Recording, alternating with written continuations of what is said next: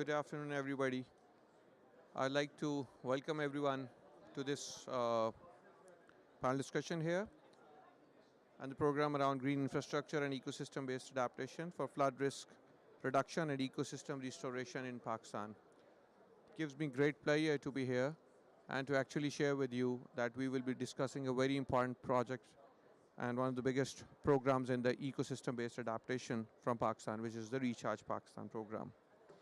So the event is such that we will have initial remarks from our Minister of Climate Change, followed by a presentation on the Recharge Pakistan program, and then a panel discussion.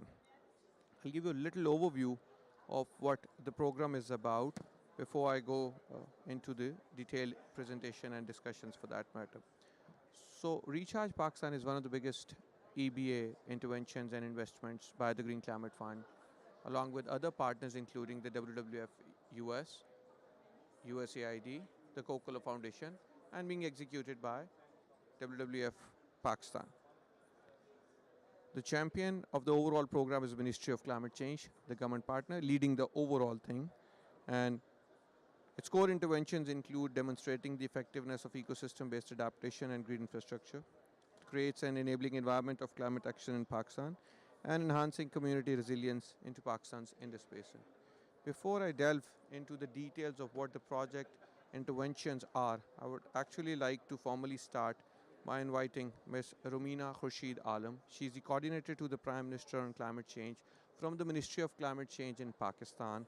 She is a champion of the overall program and leading the efforts to not just Recharge Pakistan but all other climate change portfolio. May I request ma'am to please come on stage with us.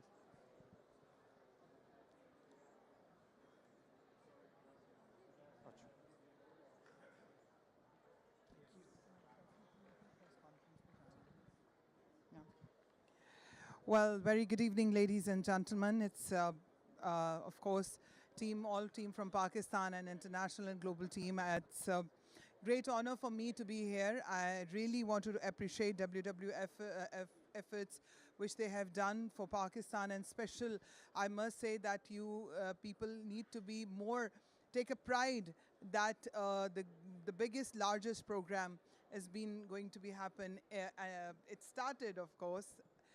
Whenever we talk about Recharge Pakistan, I feel so emotional, of course, because I have a great affiliation with it, but I'm so glad that my very two dear people are looking after Mr. Hamad and Fawad, although the names are very rhyming, Hamad and Fawad. So it's really great honor that these two gentlemen, because I know that they are the doers, and I think hats off to WWF and many, many congratulations. I think you guys need to give applause to yourself as well, and all of us, from all of us. Well, I'm reminded of the profound responsibility we carry, not just as a leader and a policy maker, but as a custodian of a future that is rapidly being reshaped by the realities of climate change. Our country, Pakistan, has always been a land of resilience,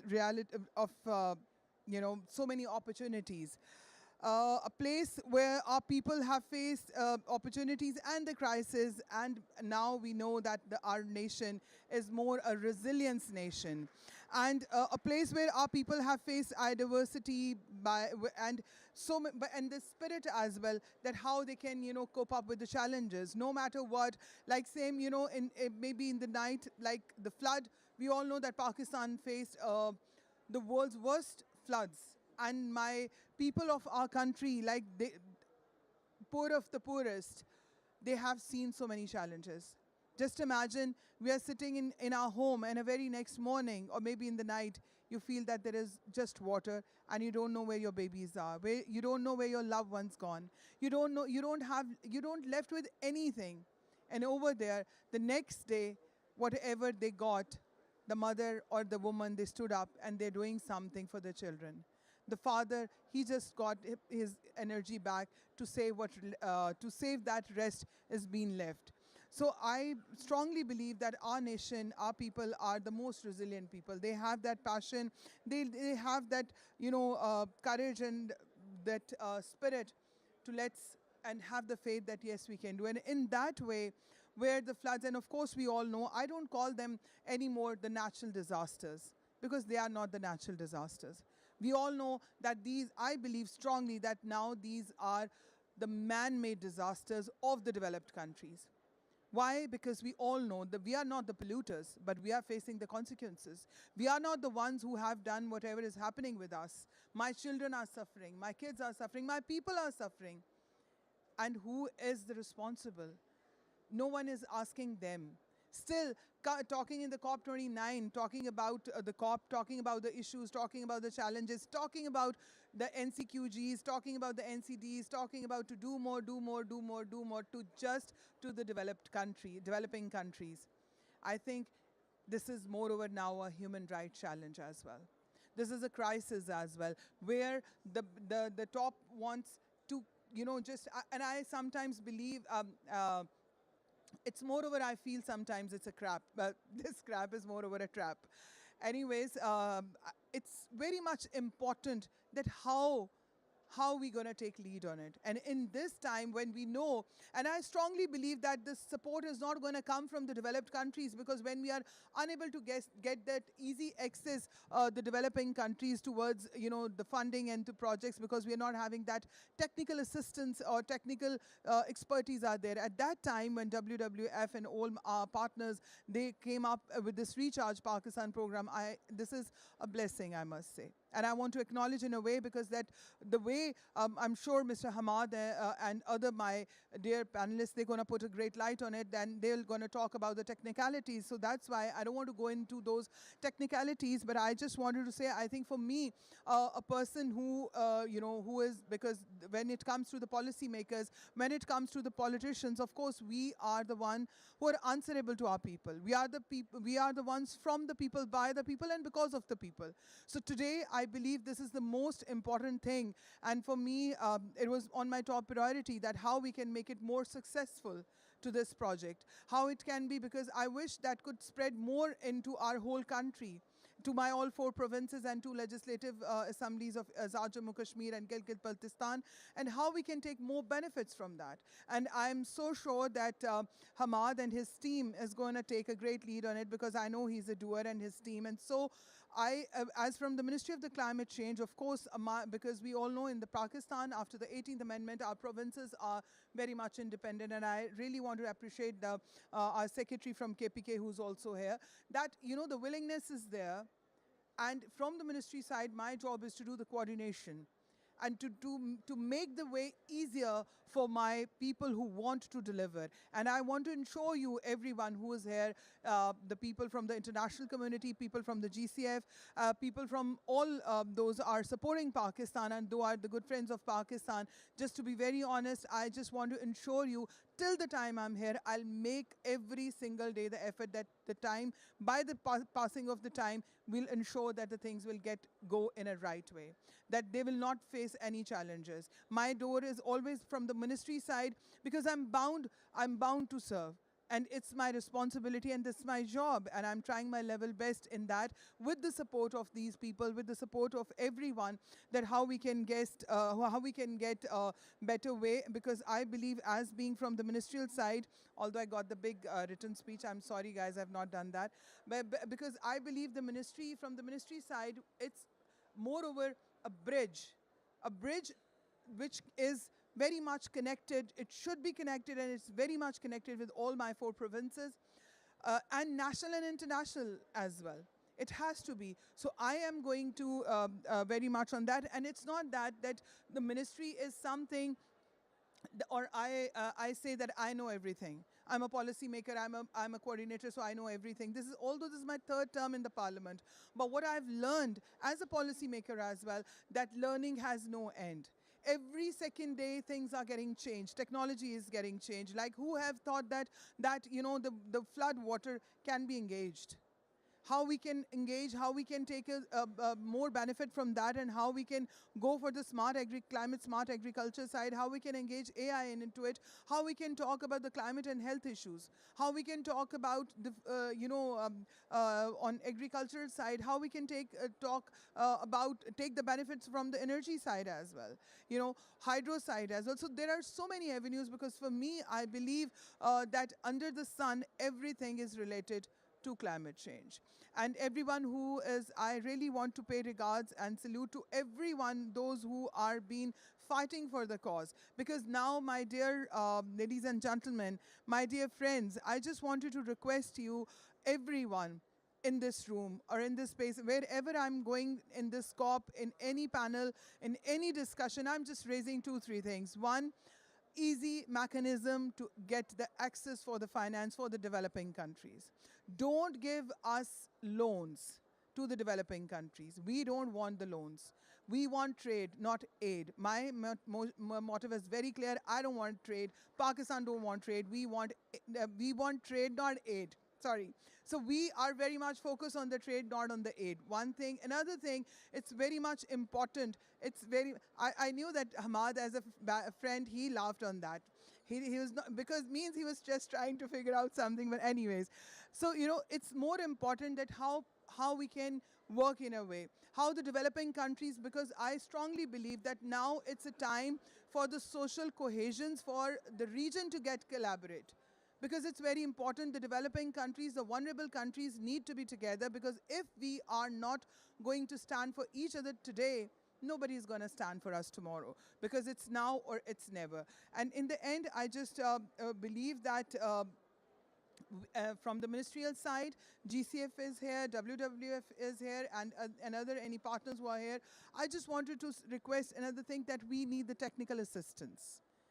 Biggest challenge, my dear, biggest challenge is to develop the right projects. And that is the one thing, because of course we know the funding, although we know that funding is not in billion, it's in trillion everywhere. But although sometimes I feel where it is, I couldn't figure out. But anyways, like as we have seen in the loss and damage fund, that the pledges were being made. But where are those amount? And sometimes I feel that those money which has been laying in some banks, or what's happening with the profits as well. Of course, the money, maybe some making profits, that economy people must knowing that. It's just a question from my side, I don't know. But I think it's very much important that do the collaborations, give the right assistance, easy access towards the funding, and give the right of the developing countries, because it is now, the world is the global, there is no borders now. The climate change challenges have no borders. We all know the COVID is the biggest example, because nature is telling us that, listen, look after yourself, because I'm here. So how much we are prepared for that, I think that is more important. And with this note, I am just looking forward for the more support. And with this promise that, yes, we are try our level best to do the things in a right way and with the right people. And if we are, like, of course, I don't say that I'm perfect, but if I made mistake, I know that Hamad is there. He's going to say that, Rumina, no, this is not right. Do this way. So we work in the ministry like this. I'm ready to listen, everyone. It's no more like, we are not working like that, okay, I don't have any protocol issues. We love to learn, and we work as a team. And that is the reason we got the success. So I wanted to say thanks, Samad, Fawad, and all the people from Pakistan. And of course, the team of the WWF once again. I'm really honored and thankful, and hope for more projects. And I wish that Recharge Pakistan will do much more better and set an example in the globe. Thank you very much. God bless you all.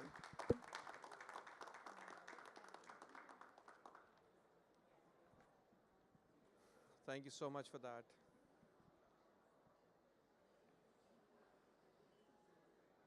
Thank you so much for that. We would now actually move to the presentation of the topic. So, nature as a shield.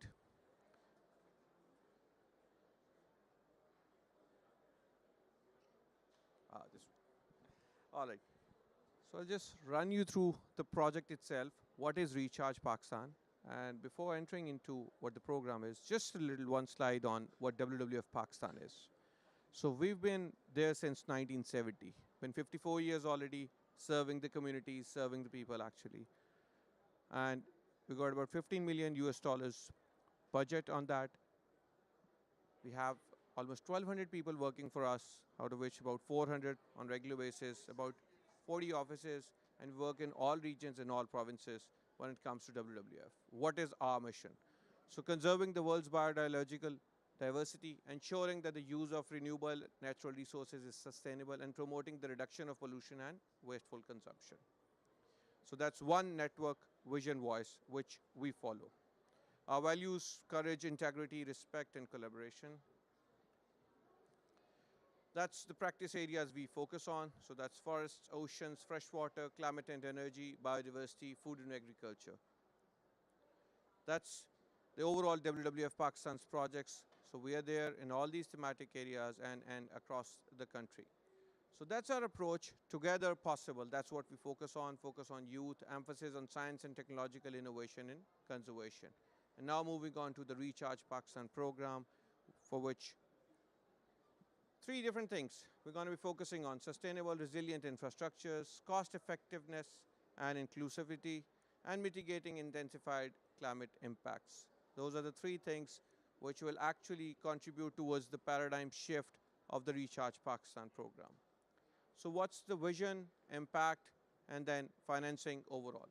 So it's a $77.8 million program, the biggest actually for Pakistan and for the US office as well. $66 million coming from the GCF, which is one of the biggest grants when it comes to ecosystem-based adaptations under the nature-based solutions. And then we've got partners, USAID and the Coca-Cola Foundation. And WWF Pakistan is executing with the support of government. We are anticipating almost 1 million direct beneficiaries and a lot more indirect beneficiaries to the tune of about 10 million. The whole idea originated after the 2010 floods, and then every year around we would see more floods coming in before 2022, which was actually the mother of all floods, and economic losses to the tune of $30 billion in 2022, which the country saw. That's where the project itself started. A little on the history, which I just started mentioning. So 2010, 12, 13, and so on, the floods would come every year, and that's when the project would come in. We were required to actually get NOCs from all partners to the tune of 27 NOCs from across country, different partners, then GCF to and fro. It took a lot of while to actually get this project approved, but finally 2024 is when the project is starting to move. It has commenced, and July onwards, we've started the program, and September is when we launched, and now we are actually in the field progressing with this. That is the engagement with the key stakeholders, be it national, be it sub-national. We have the partners, we have government agencies, and everybody on that particular site. We started with an initial 11 sites in the country which were part of the wetlands, and then we shortlisted to about 6 sites in the overall program. Within the 6 sites, we've come down to the financing of first 4 sites, which is Diya Khan watershed, Ramak, Manchar, and Chakaleri. These are the 4 watersheds we will be working on in 3 provinces through 3 different sites actually. The program itself is divided into 3 different components. So one is actually on the EB and green infrastructures. We'll be going ahead with 127 green infrastructures and eco-based adaptations. The 2 is paradigm shift towards green, the policy thing, and then 1 is the communities and coming up with sustainable businesses from the overall thing. This details a little bit of what I've just mentioned. So we'll be restoring about 14,000 hectares of degraded lands, about 34 kilometers of water flow paths, implement 127 green infrastructures, about 4 kilometers of flow paths, and then coming up with CBOs, women organizations, moving towards the policy sides, strengthening the overall side in communities, and then moving towards sustainable business ideas. That's the program we will be implementing in Diya Khan and Ramak watershed from our KP office, which is in the Diya Khan. And will it run? Yes. This is just to give a graphical representation of how the 2 watersheds look like and how the project sites will turn into, and the interventions we'll be undertaking in the overall watersheds. So the Gabion bunds as part of the overall thing. This is the dispersal bund we'll be working. So every single intervention which has to be undertaken within the project is identified, where it will be undertaken is identified, how much cost, with the help of government or with the help of communities, everything has been identified to the last detail when it comes to the project document and its designs as well. In terms of most of the interventions at a larger scale, we will be implementing them with the help of government, which is forest, agriculture and irrigation departments into that one. A similar structure will be followed in the other two provinces, which is Balochistan and Sindh.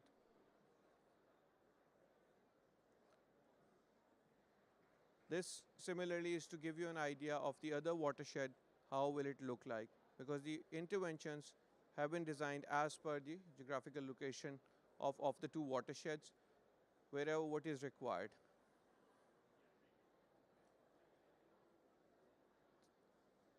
This time around, mostly working on the climate smart agriculture, restoring of degraded ecosystem and lands, and then detention storage, dispersal storage, recharge basins, and these interventions.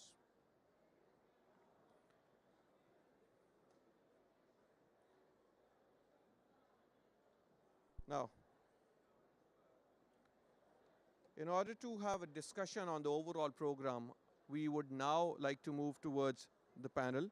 We have three panelists today. One is Lucas. He's the Climate Finance Advisor, Office of Climate and Cross-Sectoral Strategy, USAID. The other is Anurag Mishra, Sub-Regional Lead, East Asia and South Asia, Senior Renewable Energy Specialist for the Green Climate Fund. And we're expecting Manuel to be joining us. He's in another event and he should be joining us any minute now. So Manuel Palga Vidal is a Global Lead of Climate and Energy. To moderate the session, I would request Mr. Hamad Naki Khan, he's the DG WWF Pakistan and a seasoned and old panda as well, to take the session forward, while I request Anurag and Lucas to please join us on the stage so that we can proceed with the panel discussions while we await Manuel to join us. I'll give you this one there. I think I could stand. Yeah, it's fine. Yeah. Yeah. Okay, thank you, Fawad. Ladies and gentlemen, very good evening. I have a great panel. I think Fawad introduced two colleagues who are sitting, on the stage. We are expecting my friend Manuel.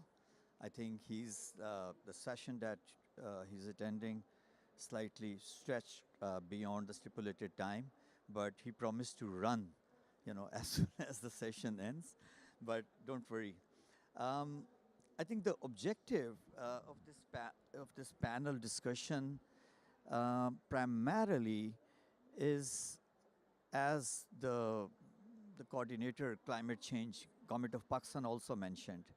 So there's one element where the developing countries have been advocating, pushing for climate finance. And then there's another side. That side is that where literally everybody from the developed north to even the donors community, they also emphasize that the way a lot of things are being governed in developing countries, vulnerable countries, least developed countries also needs to be improved. And I, as an environmentalist who face both, these arguments and also advocate for actually both of these arguments. Like many countries, developing countries in particular in the world, Pakistan also has, some governance problems. But we need to keep in mind that this is a region which was traditionally, historically floodplains. We always had floods. And the thing is for us, where the population is still increasing, where there's a lot of urbanization, where a lot of, most scientific institutes categorically state that we are one of the most vulnerable country because now there's a trend which is happening. The trend is heat waves. The trend is drought, followed by unprecedented rains.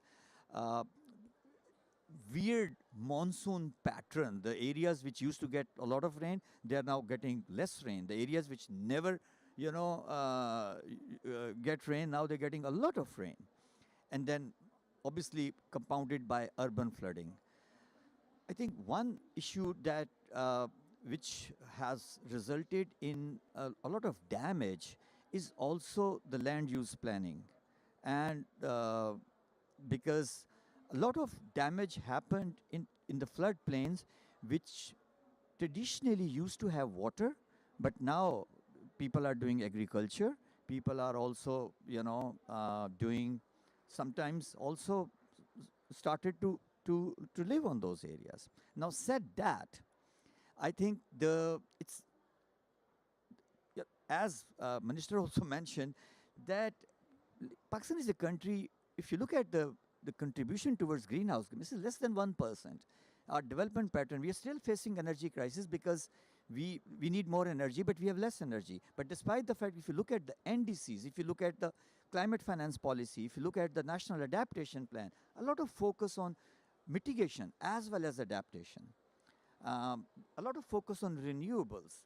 I mean, Secretary Shahid Zaman is from Khyber Pakhtunkhwa province, where a lot of emphasis on microhydel and these hydel energy, which is cheaper, which is green, and we have natural gradient to produce that. So in that context, I think we need to understand that when we talk about climate finance, when we talk about developing countries, what kind of policy and regulatory framework we are talking about. And I was expecting, and hopefully Manuel, as a ex-environment minister of Peru, who was involved, in that discussion, I would, and we would all like to listen to his thoughts. But let me start, because the different avenues, the different options of climate finance, I think it's also important to learn more about those. So maybe, Lucas, I think I will start from you, and I'll start with climate finance. So I think you listened to the minister when she talked about the limitations of vulnerable regions. When we talk about resources which are required to meet the challenges related to climate-induced disasters in particular. So what specific strategies can be employed to structure these, climate finance mechanism, and we know that in the past there have been, a lot of focus on engineering solutions. But over here, and as an example of Recharge Pakistan, we are talking about eco-based adaptation. So primarily, the strategies for eco-based adaptation types of projects, the niche where, the primary focus is nature-based solutions for flood management. And then based on your experience, what approaches, have proven most effective in mobilizing funds for high-impact climate solutions? Over to you. Sorry.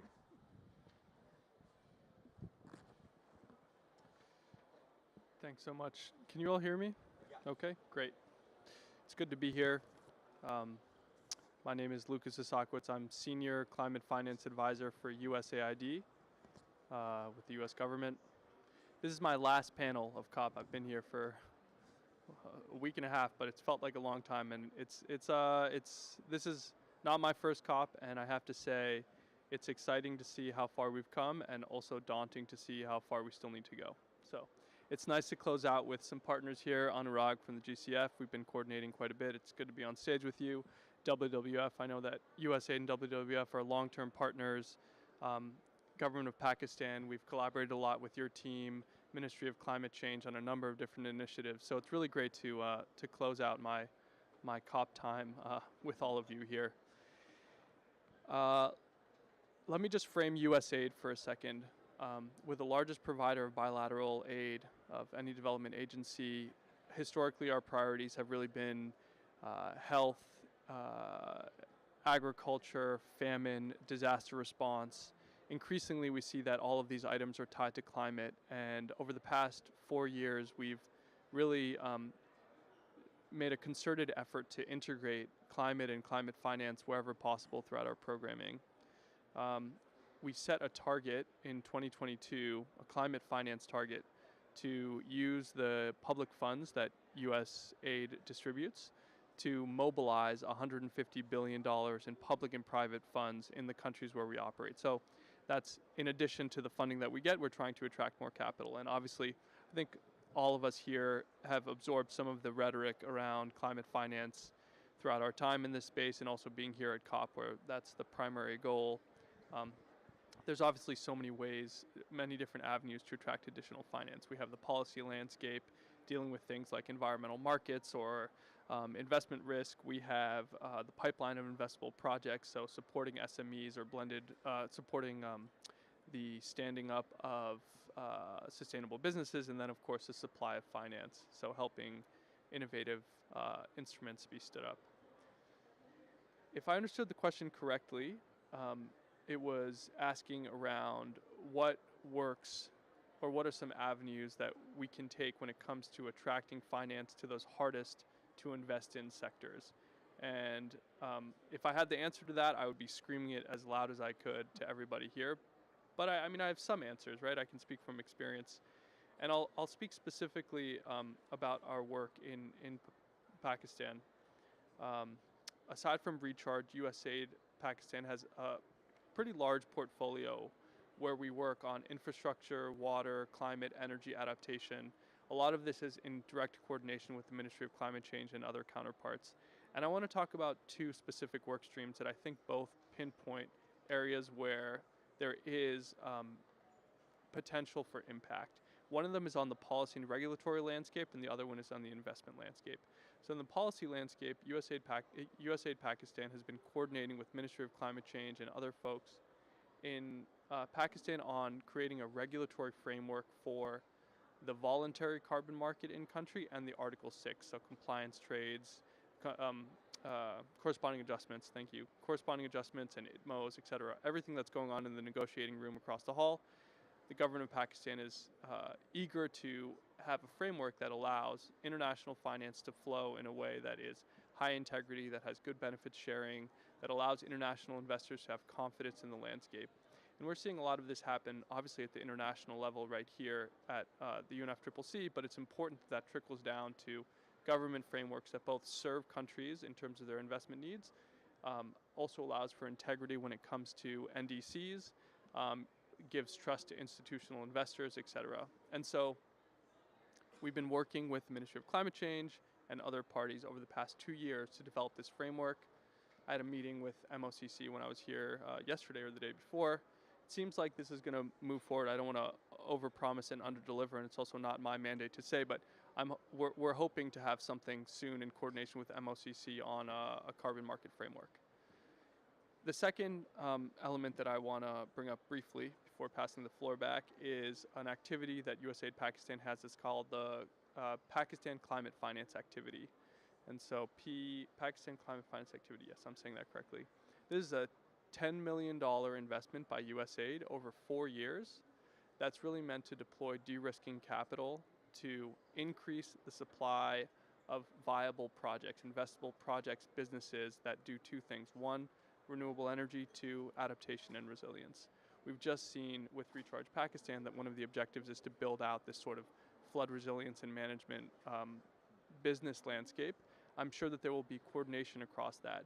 We know that grant capital is incredibly precious when it comes to helping businesses in risky areas actually start up, and this activity is attempting to do that in the Pakistan context. Our target over 4 years is to mobilize 10x the amount of funding that we put in. So USAID is investing $10 million. We're hoping that this will attract an additional $100 million in public and private co-investments into the businesses that are able to stand up. I have more to say around our partnership with GCF, some projects that have been approved, et cetera, but I don't want to steal Anurag's thunder, so I'm going to stop there and I'll hand it back. Thank you. I think this very insightful. And I'm aware that I'm aware of also two new opportunities which US AID in Pakistan has just, they have almost planned. One is to improve the water governance, and the other is, um, I think, the climate smart agriculture. But talking about agriculture, Pakistan is a country where economy, most the livelihoods of majority of the people still depends on agriculture. And if you look at the sector which is getting most affected because of climate change is agriculture. But if you look at the contribution of agriculture towards the greenhouse gas emission, despite the fact that we have very low contribution, I think half of it is from the agriculture sector. So I was also wondering, I think, coming back to this, that where the what role can you talked about, this Pakistan climate finance activity. You also talked about voluntary carbon market, something else. But something like that, where the Pakistan Climate Finance Facility or other similar initiatives can play in addressing both the mitigation and adaptation of Pakistan's or for many other developing countries like the agriculture sector. And maybe, examples of effective finance solutions that USAID has developed for this purpose, particularly in countries which are either water stressed or flood prone. Um, maybe in other countries. Me again. Yeah. Oh, I thought I was giving it to Anurag here. thought maybe I'll Sure. take care of you first and then move. Great. I'll do my best to be quick here to give you some time because I know we're short. Yeah, sure.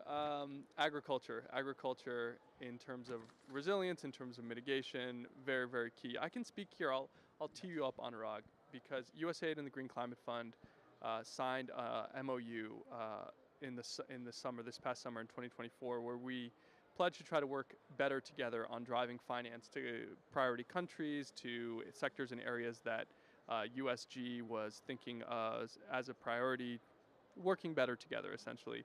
And through this process, actually, in the last year, 2 GCF projects that received USAID support were approved in Pakistan. And one project is the Acumen Climate Action Pakistan Fund, which is a $90 million investment fund that aims to support climate smart businesses in Pakistan. And so USAID is proud to support Acumen with up to $5 million in funding.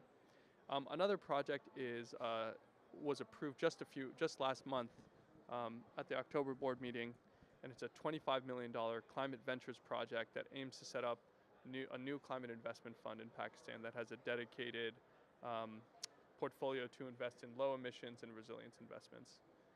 So I think the overall framing here is that USAID and other MDB partners can use their capital effectively to help drive investments into agricultural interventions that achieve resilience, that achieve mitigation outcomes, et cetera. Yeah. Okay. Thank you. I think now, Anurag, it's your turn. Firstly, we are all, as an organization and as a Pakistani, we are thankful to Green Climate Fund for all the support. I think Lucas also mentioned the 2 Acumen Fund and the FAO project for Indus Water Basin Management for Agriculture, and now the Recharge Pakistan. But we would like to know more about other innovative financial mechanisms. So obviously, with your experience in mobilizing investments for climate resilience, and when you talk about other innovative financial mechanism, do you believe that can they be developed to support ecosystem-based flood management in vulnerable regions?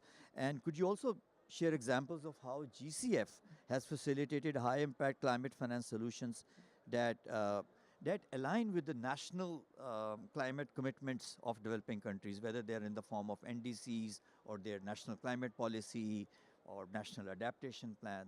So your thoughts on that? Okay. So thank you so much. And again, thank you for the opportunity, but also for the partnership both WWF and USAID, we are looking at projects which are coming our way. So it's all the credit to you, means we are just financing them, but you have actually conceptualized and brought those ideas to us. And I will say that when we talk about ecosystem-based adaptation, it is something which is new and emerging, which means the traditional financing mechanisms which are in place are not sufficient or not are not compatible to invest into this, and that's where we really need to look at different ways and innovations for financing these kind of interventions.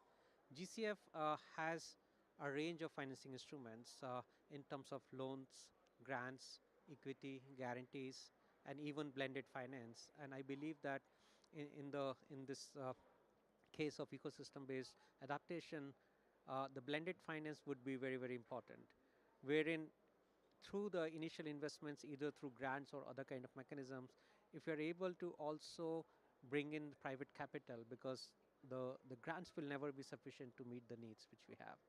And that has to be really brought in the context where the private investors also see a business case and also feel comfortable in these investments. I want to share a few examples from GCF's portfolio. Although you will go and see our website, it has a very rich information with regard to the projects which we have done. I'll just maybe share 3 examples. One is the Amazon Bioeconomic Fund, and this is the fund which is to support the businesses in the Amazon region to look into the opportunities through which they're able to adopt ecosystem-based approaches. But this is something which we are seeing is something which can also be used very similarly for flood-prone regions. And in fact, we are actually looking into Amazon-based water-based water project, which is actually going to scale it up, but only focus on the water side of it. The second one I like to highlight is a very recent approval of debt swap, which we did for Barbados, a country which is also facing several climate issues and challenges.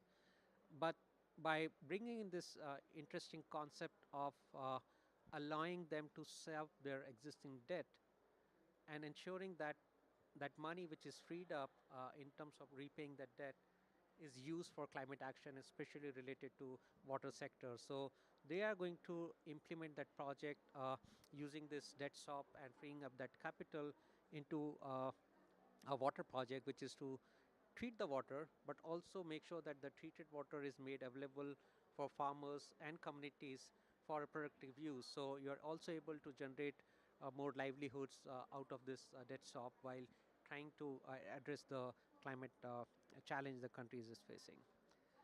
Another project is for 3 Pacific Island countries, wherein this is a very small scale grant facilities for 3 countries, Federated State of Micronesia, Marshall Islands, and Palau. And it is very much focus on small scale enterprises in these regions who can invest and take this money to invest into ecosystem based adaptation initiatives and helping them in a planning at a much local level. So going beyond the national level, you're talking about NDCs, although those are the one which we support through our readiness programs. But beyond that, a lot of action has to happen at the subnational level or even at the communities level. And I'm really glad to see one of our region is represented here. And it is quite critical, and that's what we actually see the action coming from. Because these are the solutions, while we think of there's a very standard solution you can pick, like a solar system, you can take the same solar system everywhere. But when we talk about the ecosystem-based adaptation solutions, these are very unique to that specific location and the challenge those communities are facing. And that is where the investments and the planning has to go at the subnational level and to the communities. Supplementary question. You talked about the role of other sectors. You talked about the regional governments also. And when we talk about the scalable projects, particularly,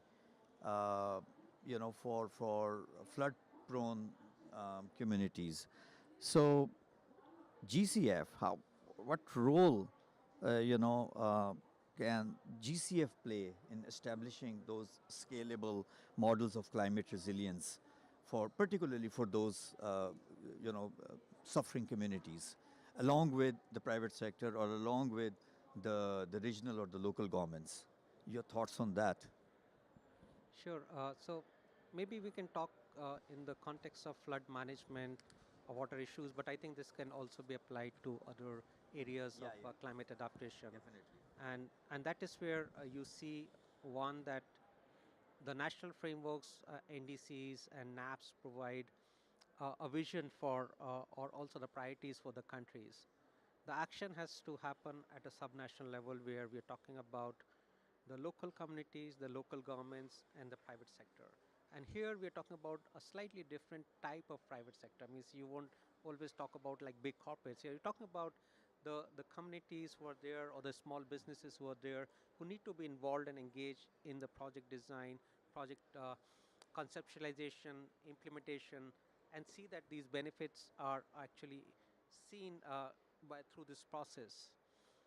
I will also highlight that we also strongly feel the value of indigenous population and their knowledge about the region and also the solutions which they can bring to that, and we definitely integrate that into our project designs into this.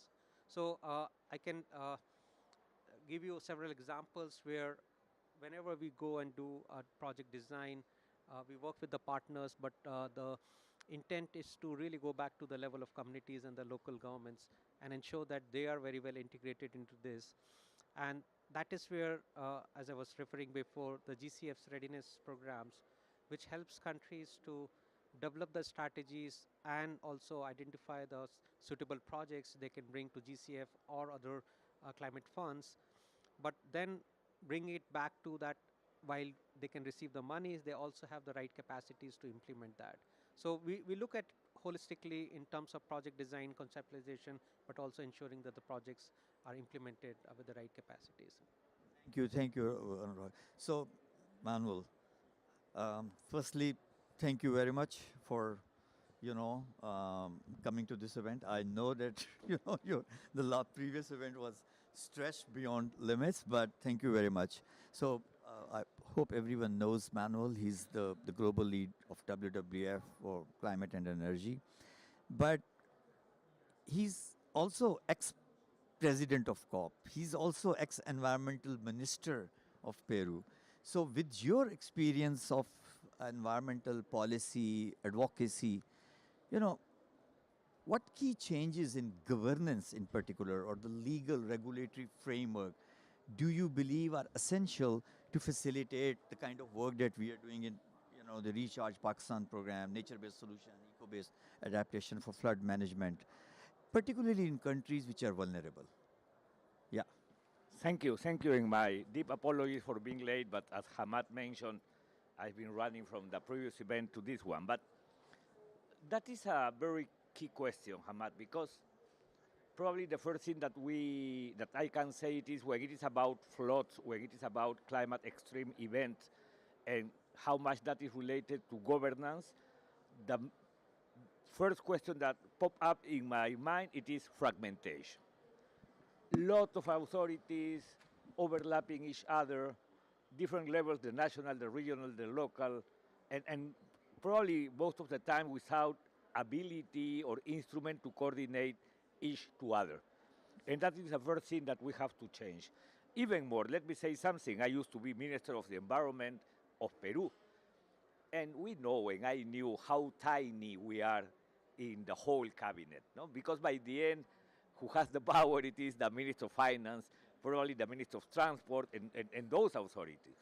But also that make me think that we have to change that structure. Probably Ministry of Environment used to be so instrumental to move environmental objective forward, but now we have to think probably more related on what Europe is doing, ecological transition, or as Costa Rica, that it has energy, climate, and environment. So I think that we do need to rethink that structure to be more effective and more instrumental, and more able to communicate to the others, because that is key.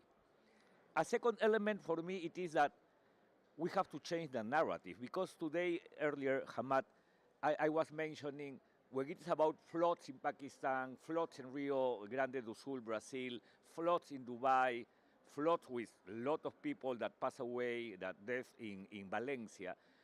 What journalists, what news are saying or telling us? Look, we are suffering the worst flood since 1950X, no? So they are always comparing to the past, but are not projecting that, unfortunately, that will be our future, and that we have to be better prepared, because we will continue suffering those kind of climate extreme events. Because it is by being well informed that these kind of events will be more frequent in different areas of the planet, that we can be better prepared. So I think that the government, the institution, has to be more instrumental in changing that narrative.